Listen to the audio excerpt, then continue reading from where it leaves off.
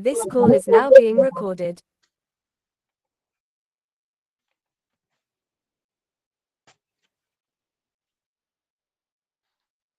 Okay, the class can start now since the recording has started.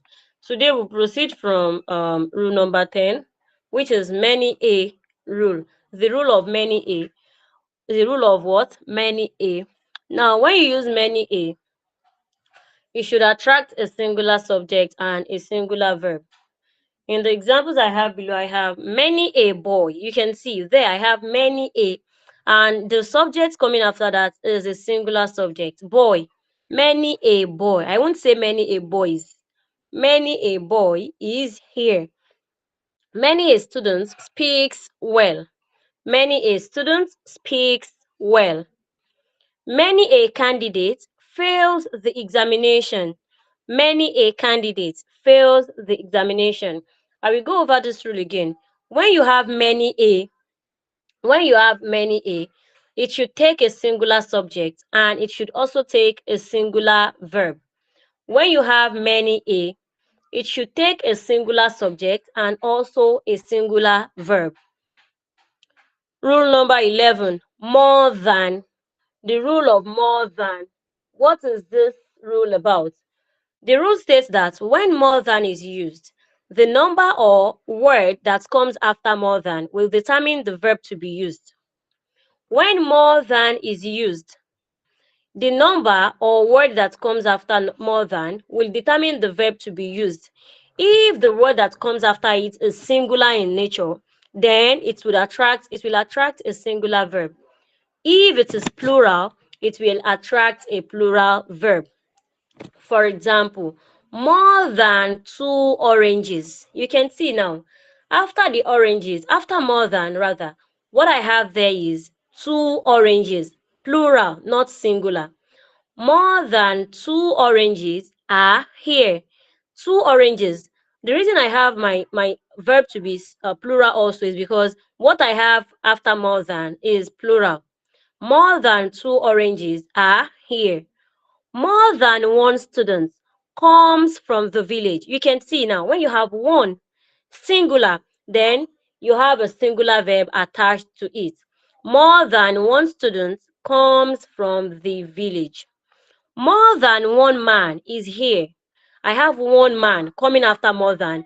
Whatever comes after more than will determine the verb to be used. In this case, you have one man, which is singular, and you have the verb to be singular also. More than one man is here. More than 10 people were injured. More than 10 people were injured. Here now, what you have after more than is not singular. It is plural, not singular. More than 10 people. 10 people is the reason why we have the verb to be were. Because the rule states that when you use more than, it is the word or number that comes after it that will determine the verb to be used. It is not the more than itself. Rather, it is the word or number that comes after it that will determine the verb to be used. If the word after more than is singular, definitely it will attract a singular verb. If it is plural, then you should not use a singular verb. You should use a plural verb.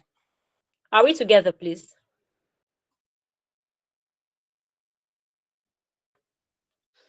Now, I have another rule here, rule number 12. This is relative pronouns concord. Relative pronouns concord.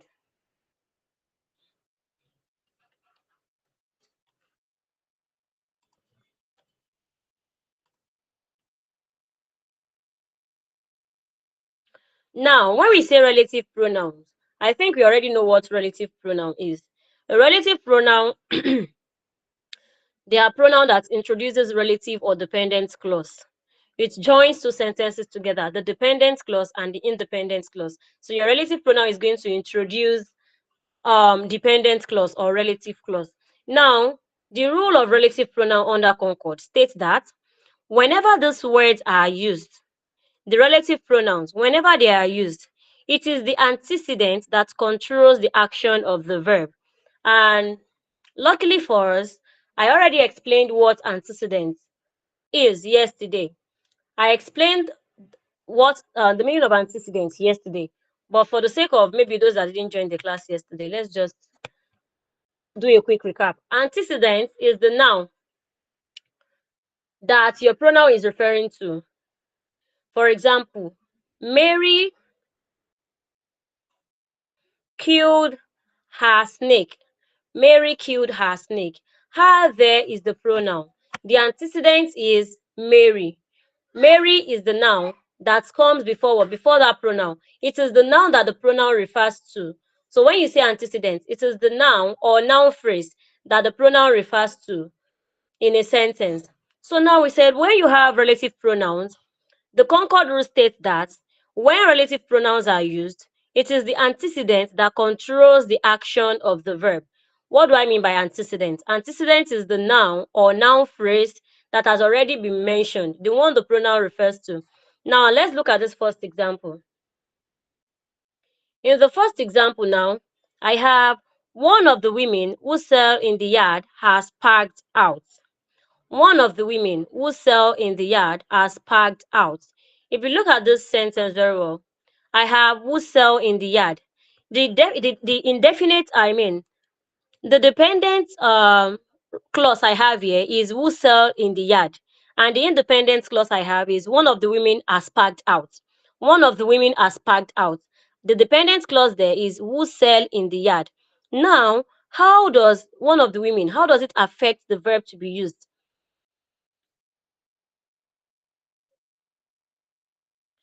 One of the women. Women is going to determine the verb to be used here. One of the women. Women sell. I have a plural now. Women, not singular. One of the women. So women is going to attract what? Plural, which is what? Which is sell. One of the women who sell in the yard has parked out. Now, why do I have has? Why do I have has here? I have has here because it is referring to one of the women, not all of them. If it is all of the women now, I would have what? Have packed out. But now it is talking about one, just a single woman there. Just a single woman out of all the women who sell in that yard. This is referring to just a single woman out of all the women that sells in the yard. One of the women who sell. Women is talking about, sell is talking about women. Sell here refers to women. One of the women who sell. Who introduces the dependent clause who sell in the yard. Who sell in the yard. So who are these people that we are talking about? The women. The women who sell in the yard. The women who sell in the yard. So what happened to them? One of them has parked out. One of them has parked out. That is why you have us here. It is one that is talking about has. It is not all the women that parked out. It is just one of them that parked out. Do you understand this, please?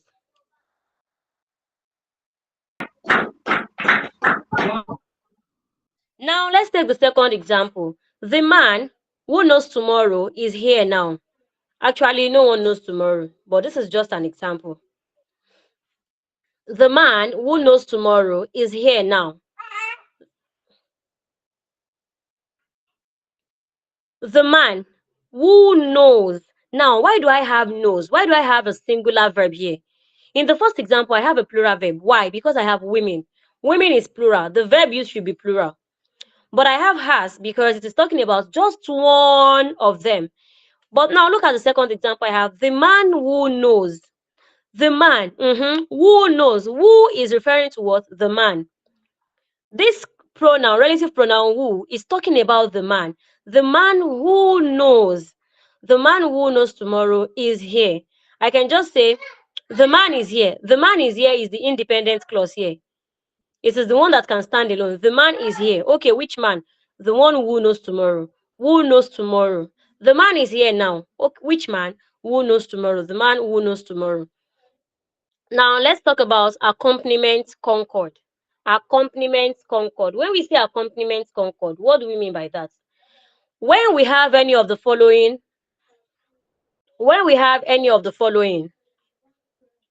as well as, together with,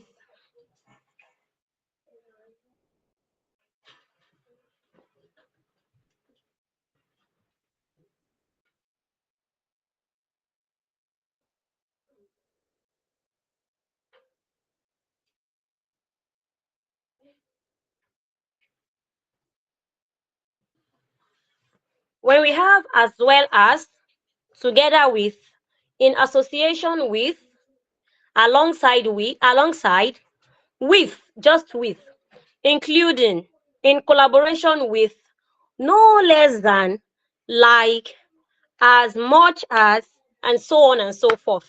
When these words are found, the subject would be the noun or pronoun that comes before the accompaniment. That is, the subject of the sentence would be the noun or the pronoun that comes before any of these words. And that subject will determine the verb to be used. Let's take a look at our example. I have Tony, as well as her sisters, is pretty. Tony, as well as her sister, is pretty. What is going to determine the type of verb to be used here is Tony. Why? Because it is Tony that comes before this accompaniment. It is Tony that comes before the accompaniment. It is not the accompaniment that will determine the verb to be used. Rather, it is the subject that will determine the verb to be used. The subject that comes before what? That comes before this accompaniment. In this case, we have as well as to be the accompaniment. So it is this Tony that comes before as well as that will determine the verb to be used. Let's take a look at another example. I have the little boys. The little boys alongside their father are here. The little boys alongside their father are here. If you take a look at this very well, the little boys will determine the verb to be used. And that is why we have are. That is why we have are to be the verb used here. Why? Because the little boys comes before the accompaniment alongside, and it will be the one to determine the verb to be used. Am I communicating, please? Yes, ma'am. Okay, okay.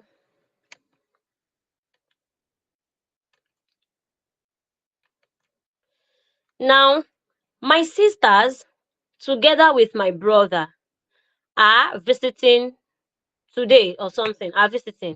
My sisters, together with my brother, are visiting. Now, if you look at this, we have together with, together with. It is one of the accompaniment word. And whatever will determine the verb will be the word before the noun or pronoun before the accompaniment.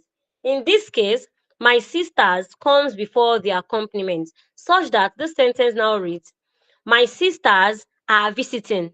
My sisters, together with my brother, are visiting. It is my sisters that will determine the verb to be used and not together with my brother. Now let's move to the next rule. Let's move to the next rule, which is pluralia tantoms. This thing wants to cut my tongue. Okay, the next rule is pluralia tantoms. So when pluralia tantoms are used, whatever verb that will come after it should be a singular verb. What are pluralia tantoms? When we say pluralia tantoms, we mean the nouns that come in plural form.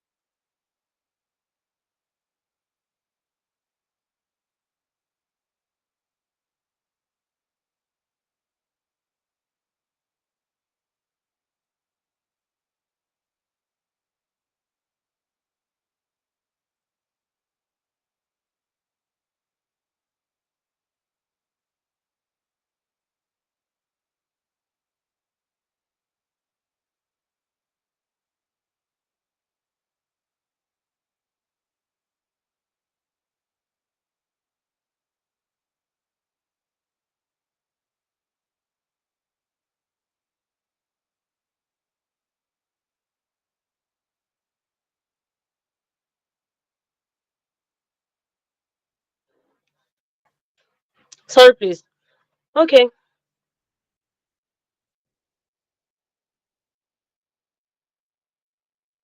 So when we say pluralia tantoms, are words that come in plural form. They are now that come in plural form, although they are not plural, but they come in plural form. Whenever any of it appears, it must be followed by a singular verb. Whenever you have it, it must be followed by a singular verb. For example, when we talk about some school subjects like physics, mathematics, economics, civics, statistics, like that.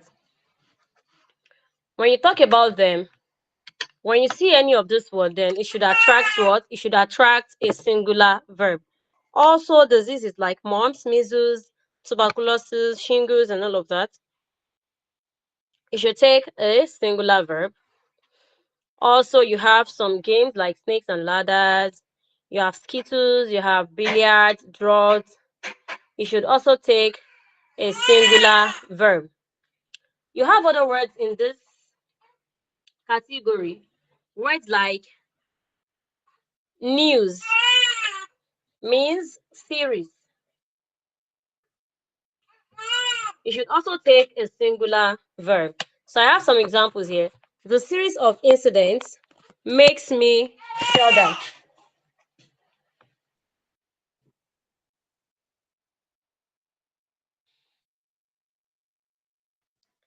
The series of incidents makes me shudder. In this case, you are using series rather, excuse me, please. Series, and it should attract what? A singular verb, which is makes. Mathematics is a simple subject. Mathematics is a simple subject. Not mathematics are a simple subject. Mathematics is a simple subject. Now, I want us to take some questions before we proceed.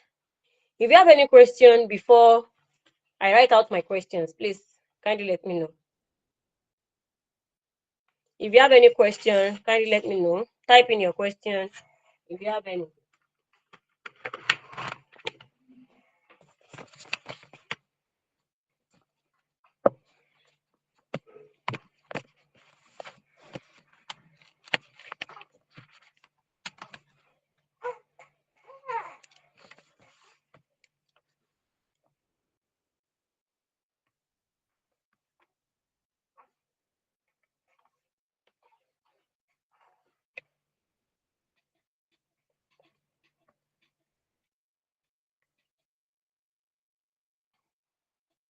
No question, I guess.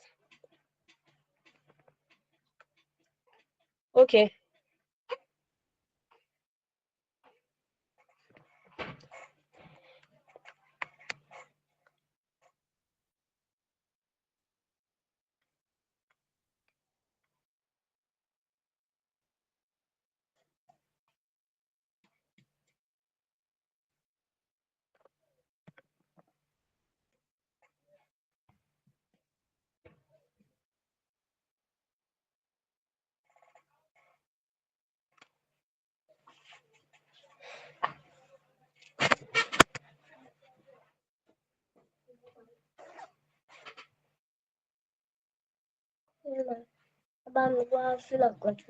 Have you closed it up? Okay.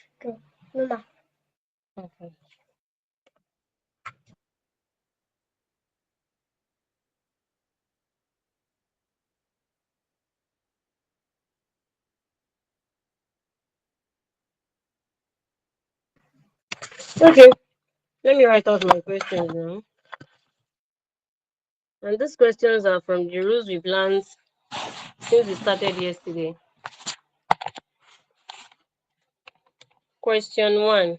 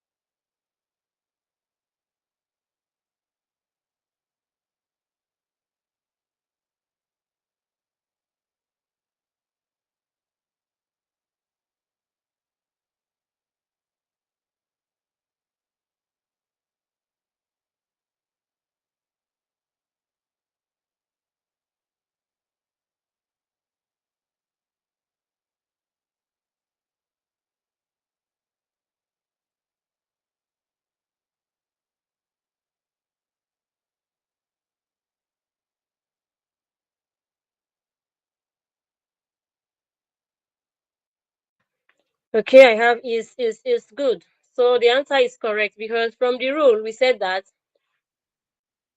when you have a list like this, then it is the subject that comes before the list that should be responsible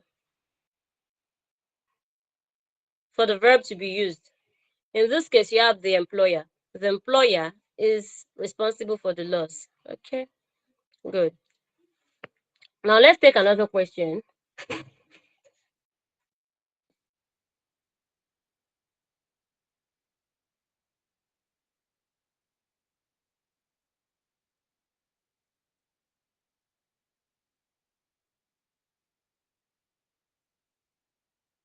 This one is under the rule of many A.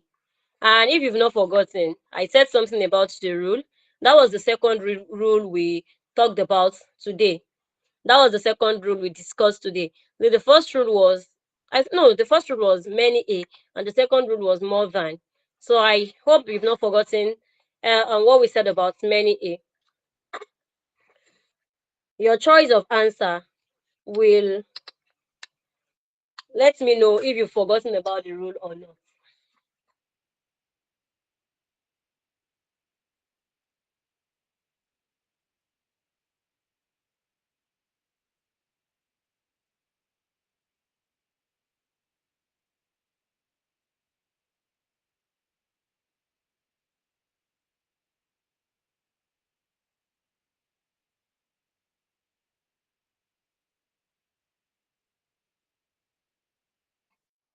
Oh, you weren't there from the beginning. Who wants to tell this learner that wasn't there from the beginning the rule of many A? What does the rule of many A says under concord?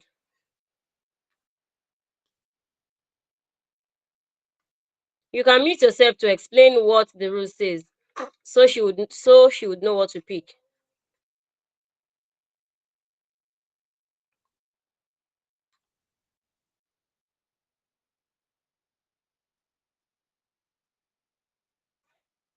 It's ready. Let me just say it again. When we have many A, when many A is used, what should follow should be a singular verb, and also, what should follow should be a singular subject and also a singular verb. When you use many A, it should attract a singular subject and a singular verb. Many A should attract a singular subject and a singular verb. In this case now, many A candidates. You can see a singular subject there. Many A candidates. Now look out for, what you look out for now is a singular verb. I'm explaining this just because some of the learners didn't start from the beginning now, you can't watch the recording now until after the class. So when we have the rule of many A states that, the rule states that when you have many A, you should have a singular subject and a singular verb. So I think I have tried. Let me complete this question now, so you can pick your answer.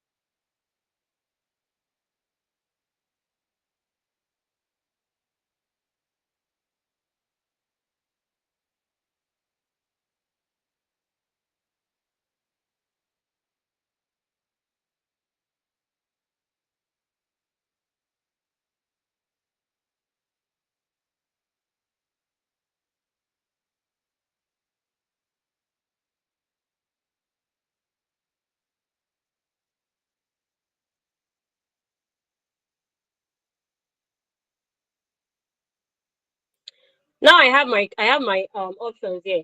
I've failed, fails, fail, failed is failing. Many a candidate dash to realize the difference between written and spoken English.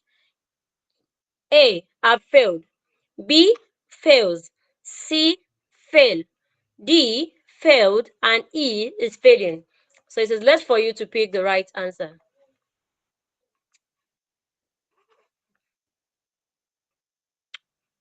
Next question.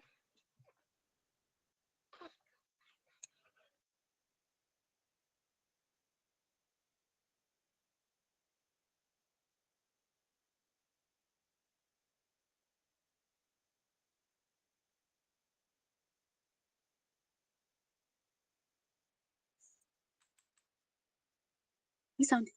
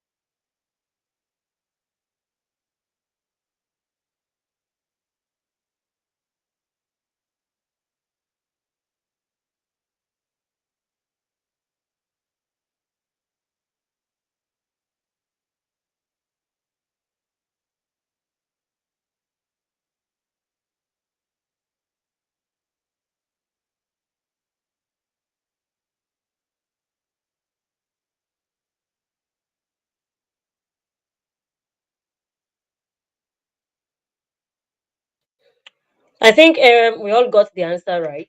Many a candidate fails to realize. So it attracts a singular subject and a singular verb. Now let's move to the the third question rather.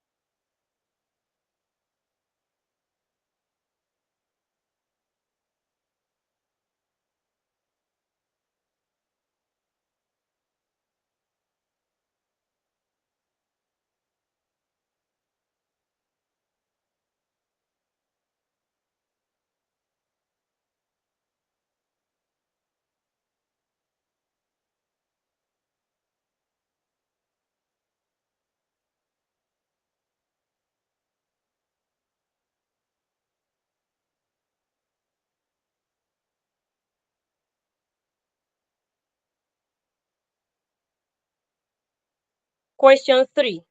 If Remy performs poorly in a forthcoming examination, then either her mother or I dash to blame. A. Must. B. Will be. C. Am. D. Are. And E. Has. If Remy performs poorly in her forthcoming examination, then either her mother or I dash to blame. A. Must. B. Will be. C. Am. D. Are. And E. Has.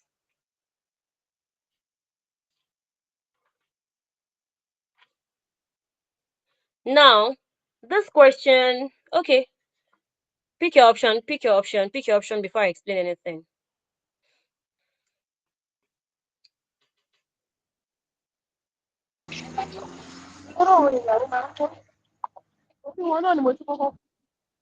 Please mute yourself. Thank you. Mute yourself. Thank you. Mute yourself. Mute your microphone. Thank you.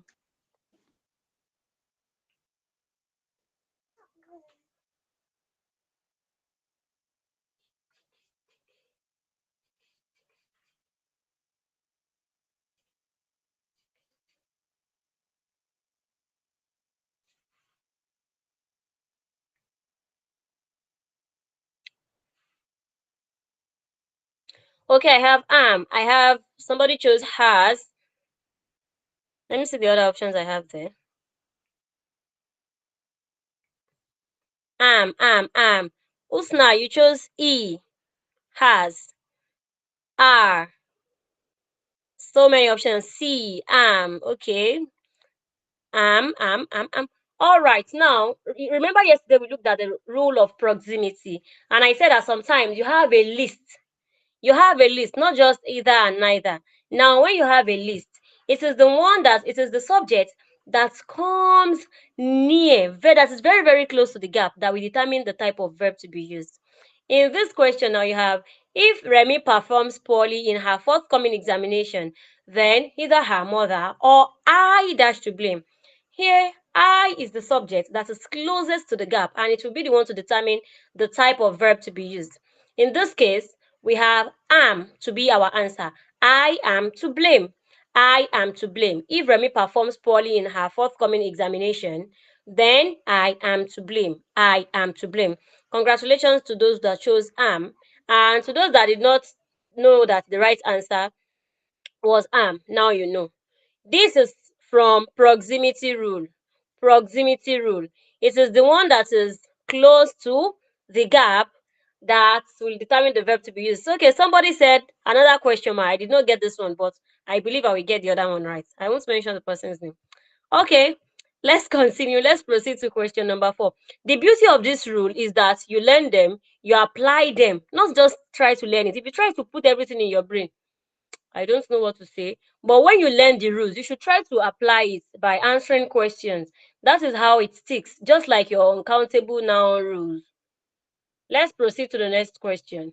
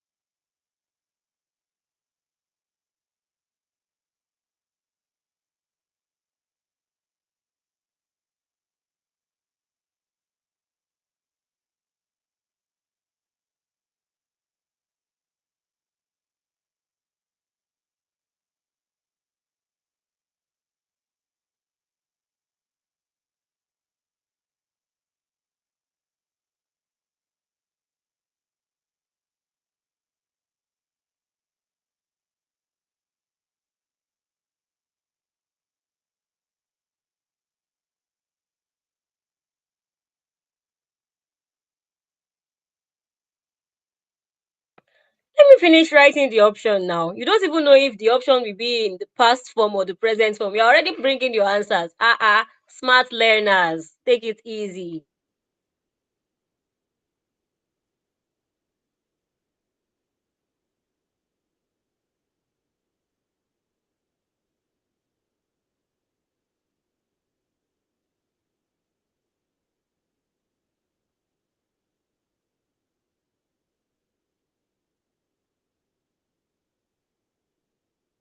Okay, now that I have all my options in the past form, okay, I have one in the present form here.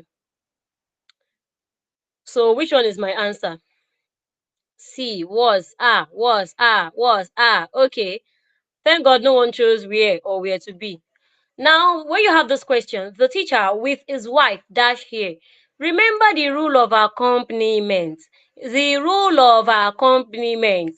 This word is one of those words that you have when you're talking about the rule of accompaniment. You have as well as, together with, alongside, with, in collaboration with, in kinikon with. So when you have this word, what should determine the verb to be used should be the subject before that accompaniment. In this case, the teacher. The teacher was here. We don't have any business with his wife.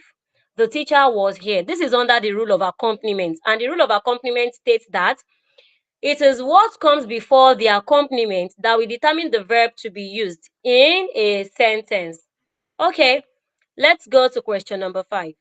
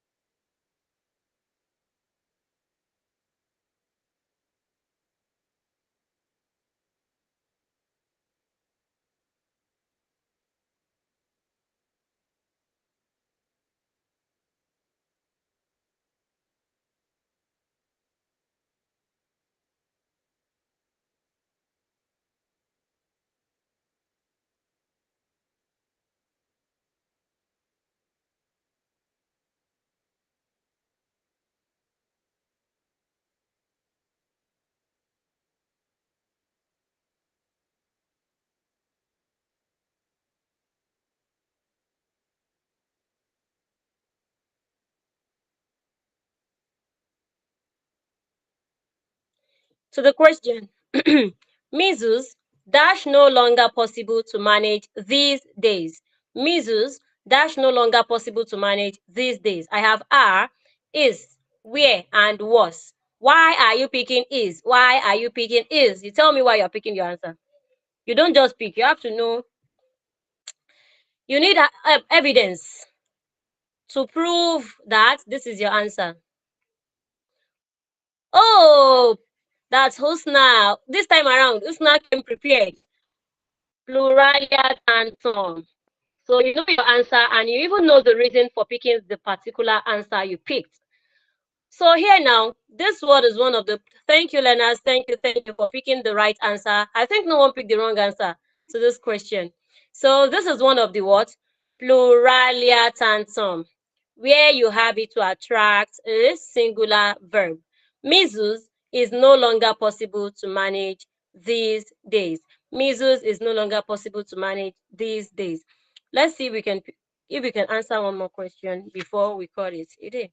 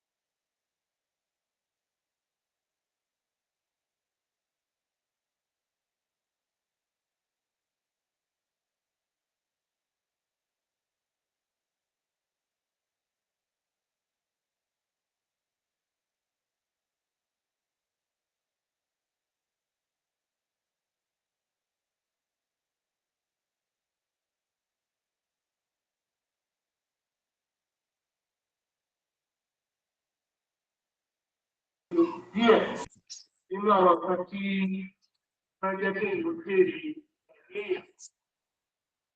àfa yẹn mú tìjàre. ọ̀nà ọba pọ̀. Adébímpé. ọkọ̀ ẹ̀mí ara ẹ̀ lọ́wọ́ jẹ́ kí ìlú.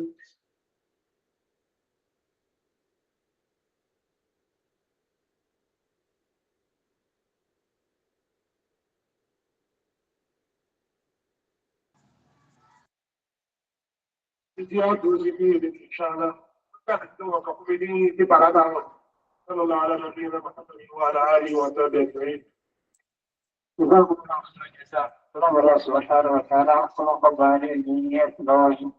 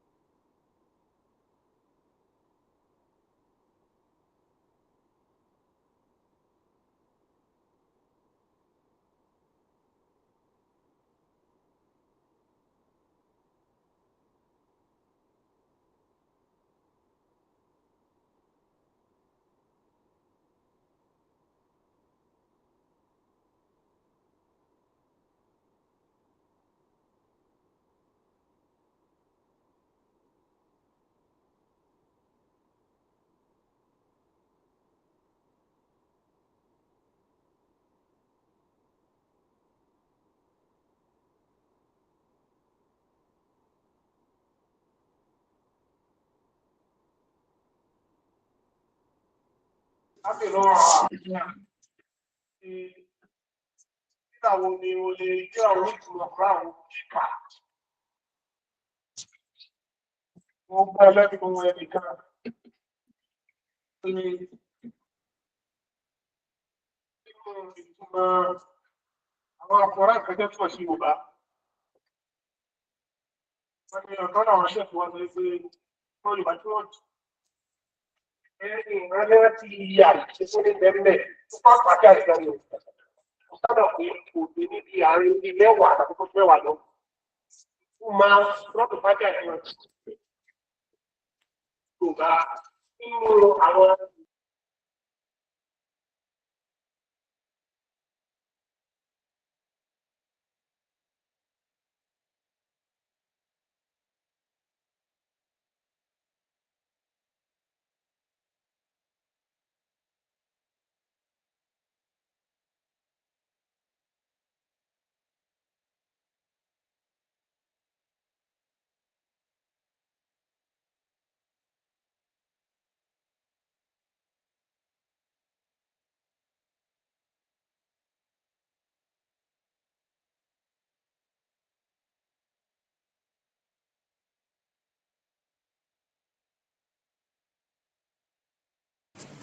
Okay, learners, let's just stop it here for today. We'll continue from here in the next class by the grace of God. I hope you learned something today. Please and please remember to always go over the recordings for you to be able to jot down some points. And please, it is not just about joining the class. It is not just about watching the recordings and all of that. It is about applying. It is about learning what is supposed to be learned, applying it, and all of that. So, like I do say, I would close this with pray as if you've never read, and always read as if you've never prayed. All right, I wish you all the best. Enjoy the rest of your day and see you in the next class. Goodbye.